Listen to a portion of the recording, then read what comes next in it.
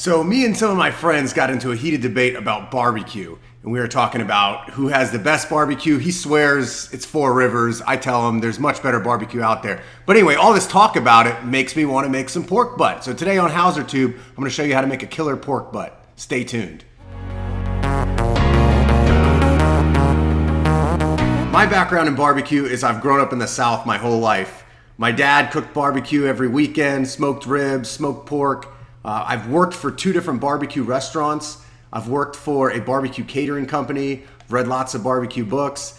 So when I make smoked pork butt, it's coming from some different research that I've done and techniques that I've learned over the years.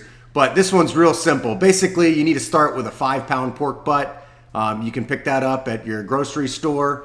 It's actually not the butt of the pig. It's the half of the shoulder of the pig, but it's called the Boston butt. So look for that. You can usually pick it up between $1 a pound up to $3 a pound. If it's $1 or $1.20, I usually buy a couple extra and put those in the freezer for later.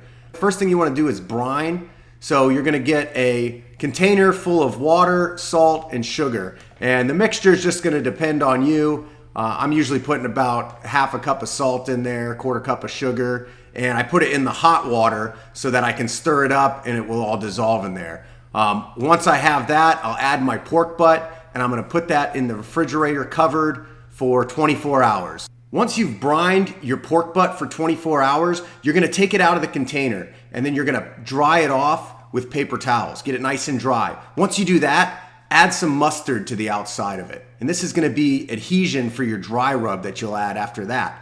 So whatever dry rub you want to use, I suggest probably just getting some store-bought stuff and put it on there. What you want to look for is something without salt though. So if you're making your own, don't add any salt. Look for dry rub that doesn't have salt on it. You've already added the salt, so you don't need to do that again.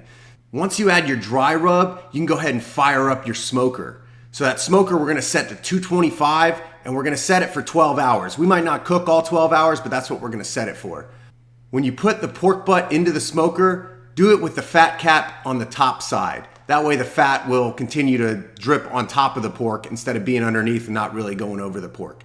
So we'll put it in there. If you have a meat thermometer that can go in there with it, stick the meat thermometer in just so you can pay attention to the temperatures on the outside. And what we want to do is every half hour, add some more wood to the smoker for the first 2 hours.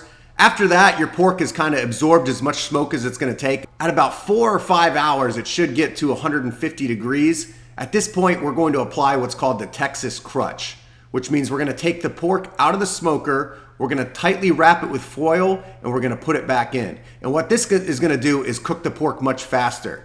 If I didn't do this, it would take, seriously a lot of time to get from 150 degrees to 170 degrees. This is really going to speed up that process. The only thing we're missing out on by doing this crutch is that the bark of the pork won't be as crusty. It's going to be a lot more soft. So if you like a nice bark, then you don't want to do the Texas crutch and you can cook it for longer.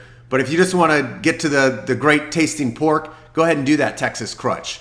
So now all we have to do is keep checking our pork's temperature. Our ideal temperature is going to be between 195 and 203. So if you check that pork and you get in that range, you're good to go. If you want pulled pork, go up to about 203. If you want more of a chopped pork or pulled, not as easy to pull, go 195. I like the temperature probably 198 the best. That's where I usually take it out at. But once you do that, take it out, serve it right away. A lot of people will tell you to let it rest. I say let's eat right away because it's never going to be as juicy and as moist and as great as it is right then. But the cool thing about pork is that it stores really well. So whatever you don't eat, I can't eat a 5-pound pork by myself. Whatever I don't eat, I'll usually shred it up, put it in with some barbecue sauce and freeze it. And then I can bring it out of the freezer later and I can make nachos. I can make, baked potato with pork on it. Serve it up with your favorite barbecue sauce, with garlic bread, with baked beans. Invite friends over, invite your neighbors over. You're going to have an amazing experience with barbecue and maybe you'll become as addicted as I am to this stuff. Anyway, thanks for watching Hauser Tube. We'll see you next time.